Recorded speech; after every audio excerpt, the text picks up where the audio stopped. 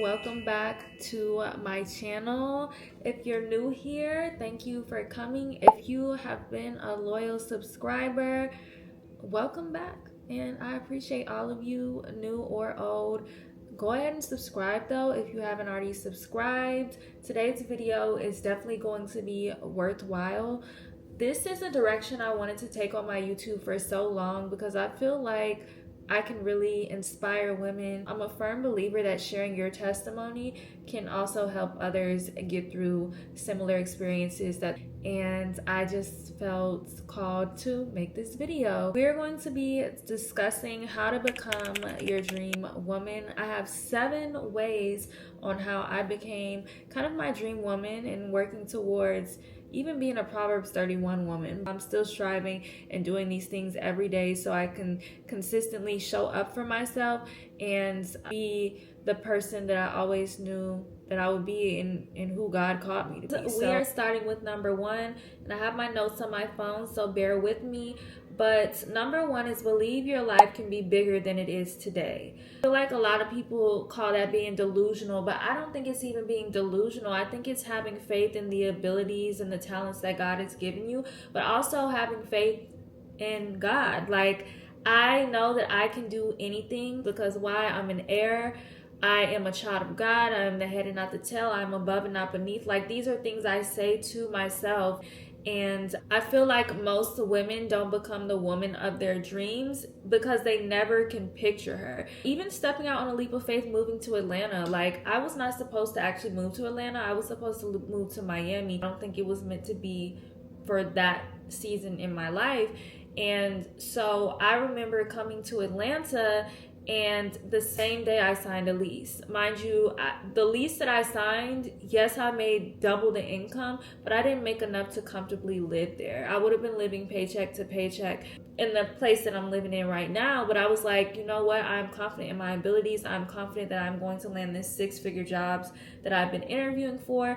I am confident in my career path. I'm confident in what God has instilled in me. So I signed a lease, and people might think that was crazy or irresponsible, but I just always had great faith. Within a week, I landed a 6-figure job. So it's just like, and that was at 23 years old. We first moved to Atlanta. I moved to Atlanta like a year ago. So like, it's those types of things, that unwavering faith that you can still do things. You might have naysayers, you might have pessimistic people in your ear, but you really have to separate yourself from that, because if God has put something on your heart, then believe it is going to become true. The end goal is not for me to be working for someone, but I'm thankful for God in this season to be able to bless me with abundance in this season. I had to grow my income. I had to take risks, and you can't do that if you don't believe in yourself, and you can't do that if you don't believe that you are meant for more. The second one is be grateful without being comfortable.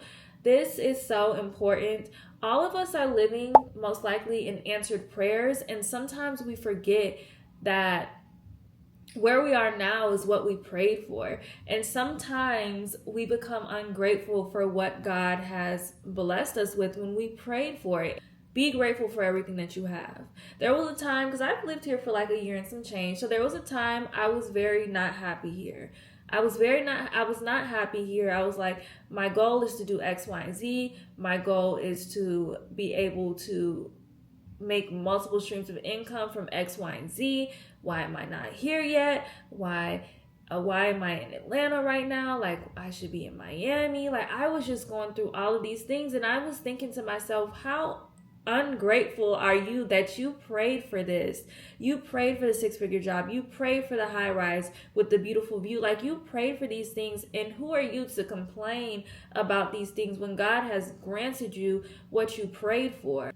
The biggest setback I feel is not showing gratitude for where you are.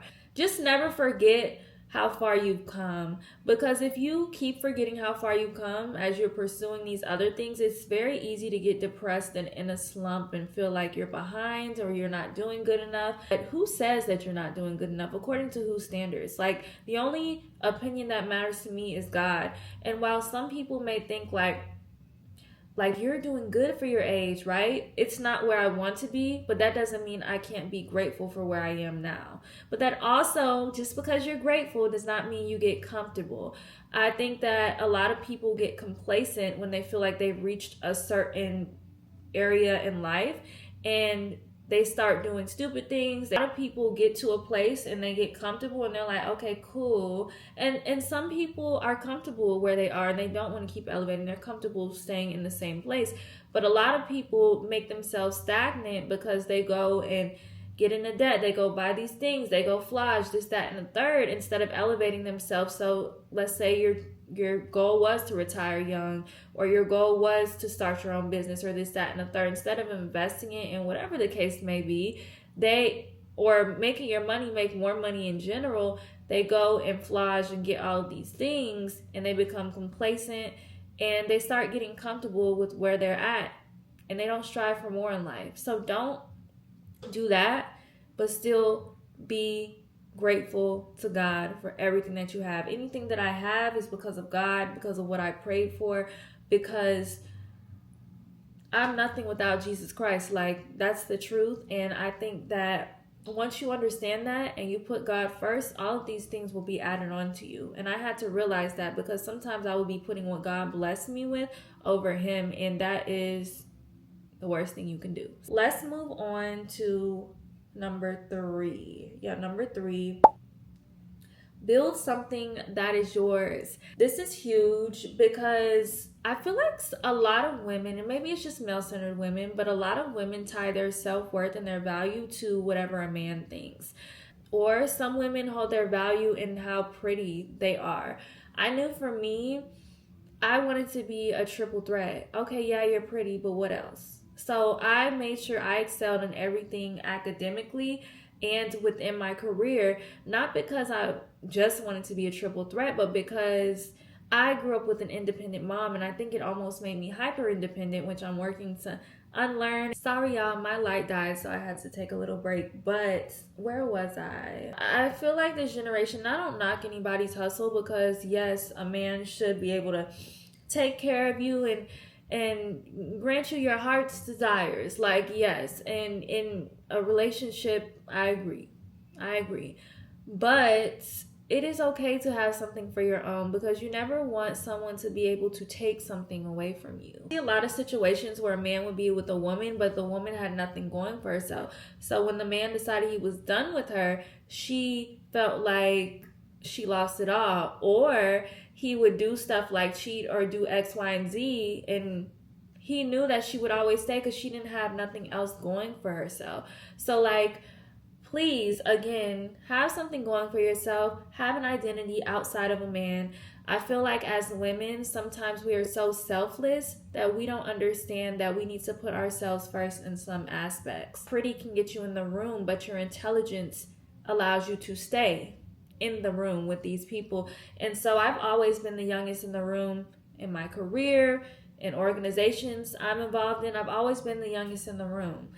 And pretty is cool, but pretty is fleeting. So you got to be able to build something outside of that, and really build a foundation so you can be the dream woman that you always wanted to be. Okay, so number 4, stop waiting to feel ready. I remember as I was building, like, even my TikTok, because now that's another stream of income, but like, I remember I was like, oh, I want to do this. I want to look like this before I build it. I want to go get my implants before I build it. I want to go do this. I want to go do that. And at the end of the day, nobody cares. Like, get up and do it, because you're never going to have a perfect time in life. And so I think in life, you kind of have an angel on your shoulder and the enemy on your shoulder. The enemy is going to say, oh yeah, you should wait till this, that, and the third. But I feel like the angel, the good opinion, is going to be like, just do it. Because at the end of the day, you have to just do it. Put yourself out there. I feel like you don't learn anything if you don't put yourself out in the room. Take the risk. Like, do it. Just do it. TikTok was in 2020 for me. So like my high school graduation. So when I first heard about TikTok, I was like, girl, they using that to spy on us, child. Like, just aggravating. Like, I don't even know who came up with that conspiracy theory. So, you know, they had the renegade and all that stuff. I was like, I'm not gonna dance. That's corny. But it's not corny because those people making millions. So, like, also, like, don't judge other people's hustles because you're not confident in yourself enough to do that. People who judge other people's hustles aren't doing anything themselves. And so they are jealous because that person that they're judging actually took the leap of faith to go do what they need to do. But action creates confidence. You might not know what you're doing when you first start, but imagine how good you will be at whatever you're doing, whether it be an e-commerce business. Let's say you're selling FBA. Let's say you're doing FBA, Amazon FBA, which is basically like you selling other people's products on Amazon, right? Let's say you say, I don't want to start because I don't have X, Y, and Z, X, Y, and Z. Let's say the day comes where you actually do start and okay, you don't know how to get your product to the top. You don't know how to get good reviews. But as you keep going on and doing it and doing it and do it, soon you'll become like a 7-figure seller on Amazon. Like, these are things that you can do and you just have to start. Like, you just have to start. I had to start YouTube, right? I had to start a new career. I had to start going to the gym. I had to start learning these new skills that have become my side hustles. Like, you just have to start, and once you start, I promise everything will become easier. But you don't learn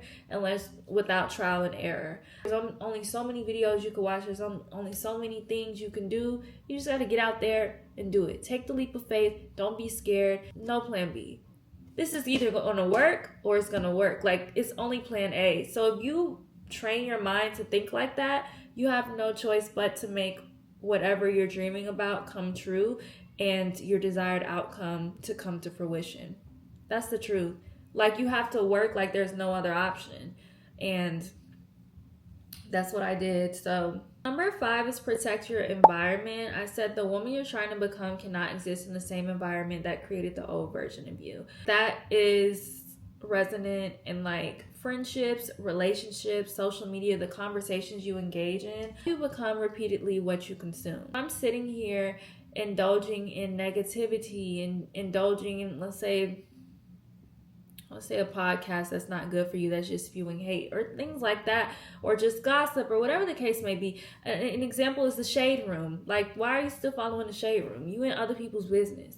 Get out of other people's business. Like, a lot of things are just negative to engage in. And I think also as you grow as a woman, sometimes you naturally just grow out of things. In my life, I dumbed everything that I was doing down a lot because I did not want to be a threat to people. And so I would always make jokes and laugh around and just be this unserious person. It's a quote by Marianne Williamson, and I think it's called Our Deepest Fear. And basically what she's saying is like, our deepest fear is not even that we are inadequate. Our deepest fear is that we are powerful beyond measure. We ask ourselves, who am I to be brilliant, gorgeous, talented, fabulous? Actually, who are you not to be? You are a child of God. Your playing small does not serve the world. And then basically she goes to say, like, who knows? Like, you actually walking in your full light, in the full excellence that God called you to walk in, could inspire others to do that. So you don't get anywhere further by dumbing yourself down. You're not helping the world by doing that.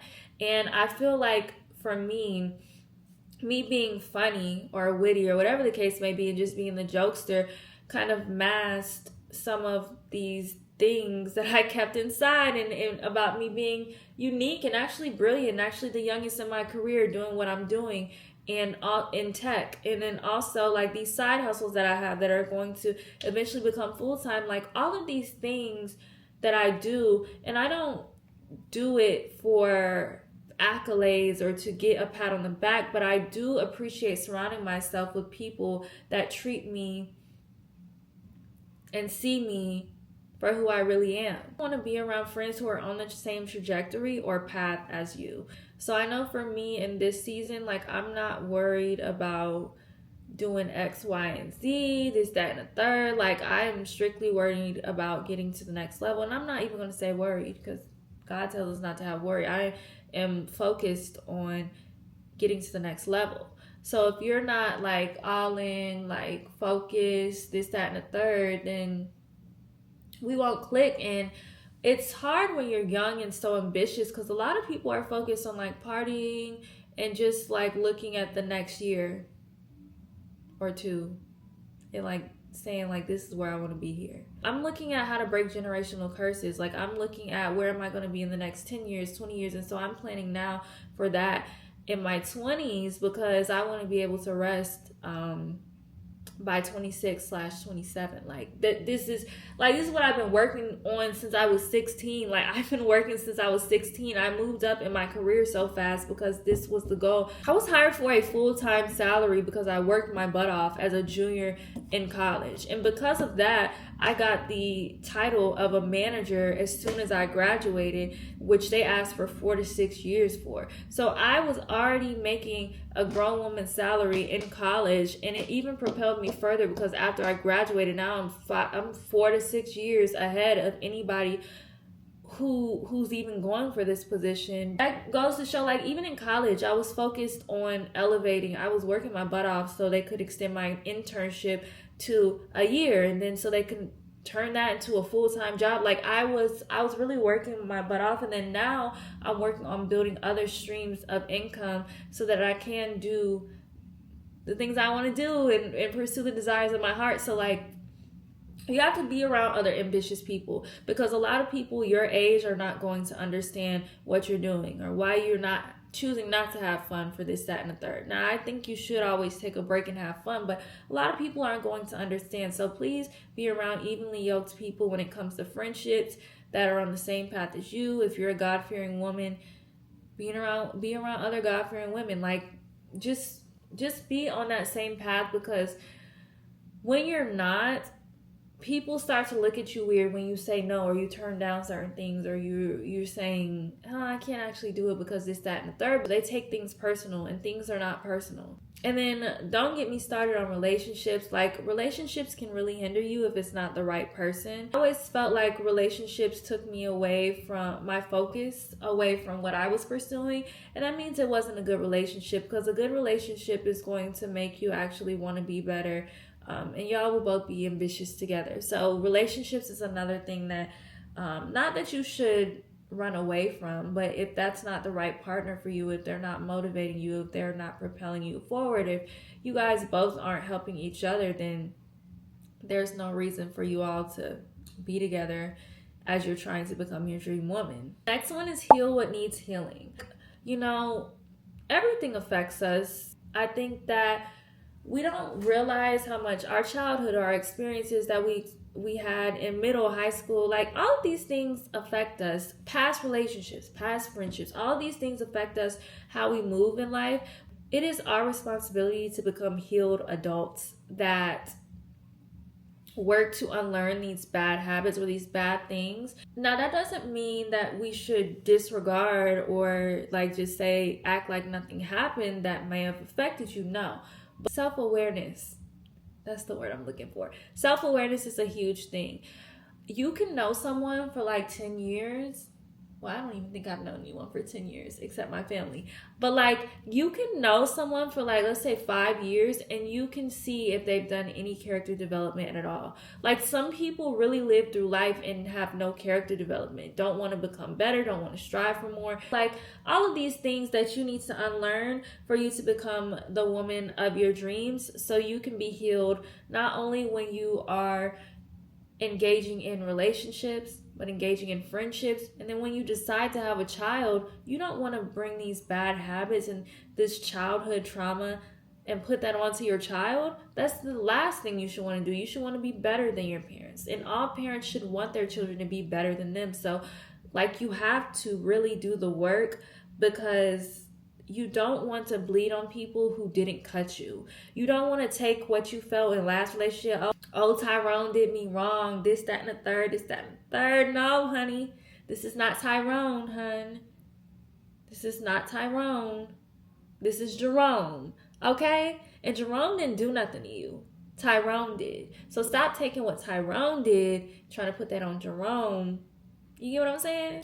You cannot do that. And I think that's something I really did learn, like, even about being a good friend. Like, I feel like that's something I lacked in, but I think it's also stems from my childhood and things where I felt like, and not even with my mom, but just in general, my childhood, when I expressed certain things that bothered me, people would get defensive and be like, well, that's not what I'm saying. They feel attacked, basically. And so it made me close up and not want to talk out and resolve issues with people. So that carried into my friendships where I'm like, okay, well, I'm not going to tell them what's bothering me because they're not even going to take it right. And I don't like being vulnerable. So I'm just not going to say anything. But in my mind, now that's in the back of my mind, now I'm holding resentment. Not necessarily resentment, but now I'm acting a certain way or being passive aggressive because I feel some type of way, but I didn't express it when it happened because I don't want to be vulnerable. And I feel like you wouldn't care or understand.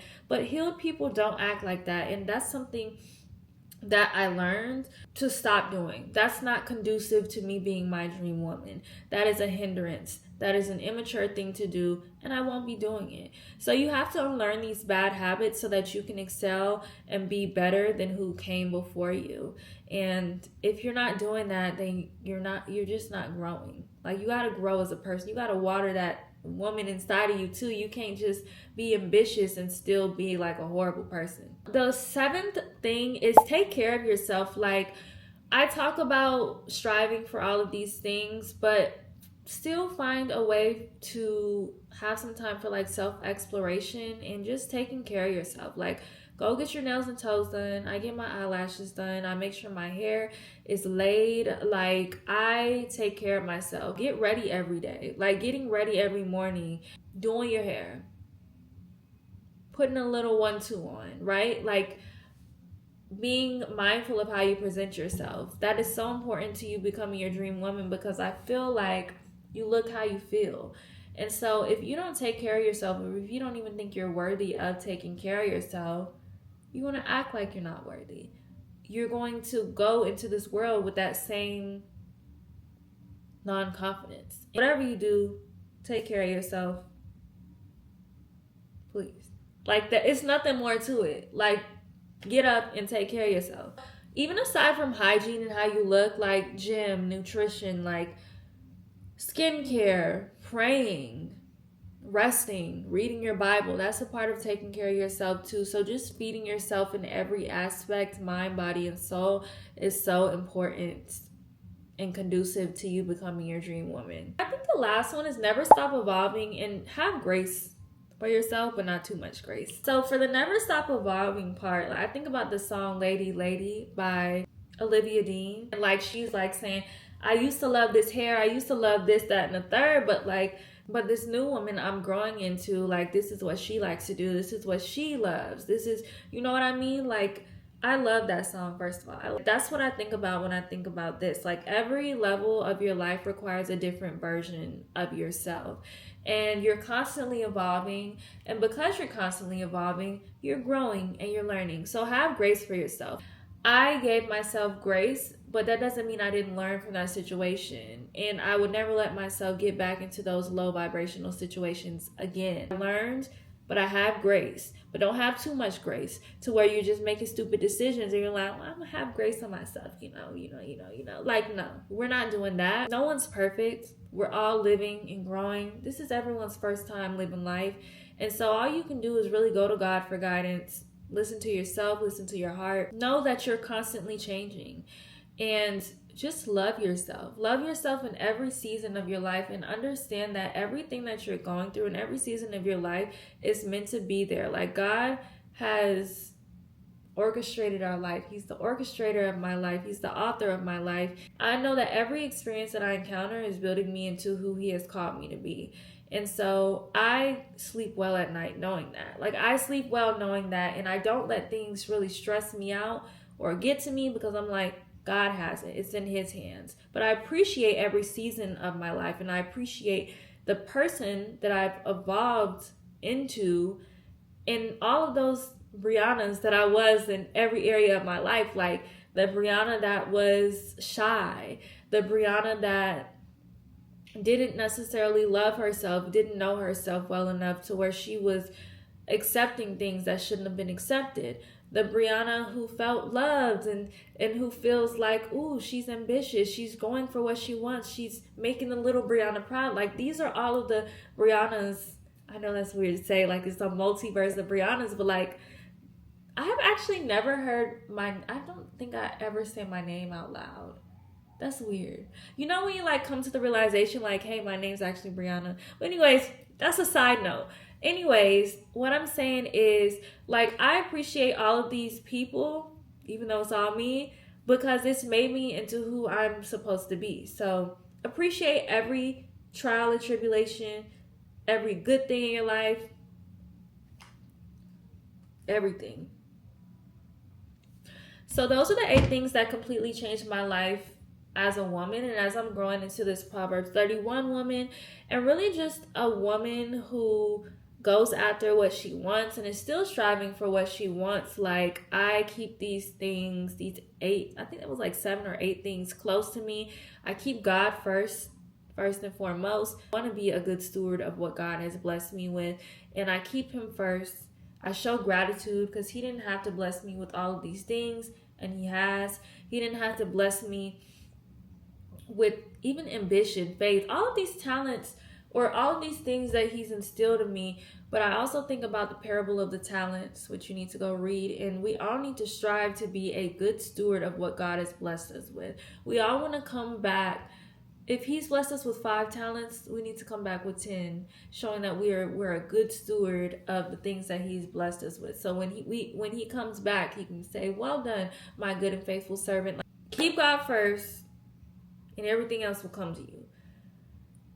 Stay steadfast. Don't get discouraged on the journey. Fall in love with the process. I can't tell you how many times I got discouraged. I was just telling you how I was ungrateful that I was even living in Atlanta and for this place that God has blessed me with. And the, I'm not even going to say that on here, but like I was ungrateful of being a brat. I was just like, oh, it's not where I want to be. I was crying. I was just so unhappy. But I realized we get our joy not from these things, not from materialistic things, not from living in a city. We get our joy from Jesus Christ. So if we stay grounded in Jesus, we will be okay. Still strive, still be ambitious, and know that sometimes this phone can be a deterrent. And sometimes this phone can be a distraction from what you're trying to do. A lot of people, like for real, like this generation is so obsessed with that dopamine hit that they get from scrolling. A lot of people don't take the time to master a skill, and so please take some time off of your phone, unless that's how you make money. By all means, do what you need to do, but take some time off your phone, really pursue something, really perfect your craft, and know that sometimes to get to where you need to be, you have to sacrifice. That's the truth. Nothing comes easy. Nothing that's worth having comes easy. So you're like, if you start when you're 20, when you're 26, 27, honey, you will be financially free, doing whatever you want to do on an island, not worrying. While the people that believe that, ooh, party in our 20s are going to still be working to their 50 because they didn't do the things that were necessary in their 20s to get to where they need to be. So just remember that these are the prime years of your life, but they're also the most instrumental years in your life, and you have ample time to get whatever you need to be done. I will say, I don't say that to bash anybody who's in their 30s and not where they need to be, because you can get to where you need to be at any age. Sometimes it doesn't hit you until later what you need to do to get to where you need to be. But at the end of the day, it's all in God's timing. And yeah, I hope this video helped y'all. This is kind of what I did to become my dream woman, and I'm still growing into her. But I truly think that these gems are kind of what got me to where I need to be. And I hope this video helped y'all. I love y'all for watching. Thank you, babes, for coming to my TED Talk. And I hope y'all subscribe. I'm going to try to do more videos like this because I really do want to help women, especially younger women too. I feel like I'm kind of in the same age group. I don't know. Maybe I'm not though, because maybe I'll consider 24 old. But like I'm 24 and I've experienced so much, and I'm on this fast track trajectory for my career while pursuing these side hustles so I can have that freedom that I was talking about. But yeah. If y'all have questions, let me know. And yeah, I appreciate you all for watching, and I'm so grateful to God that he's given me a platform to be able to help others. So let me know if y'all have any questions or need advice, and I will answer. Thank you, y'all. Bye.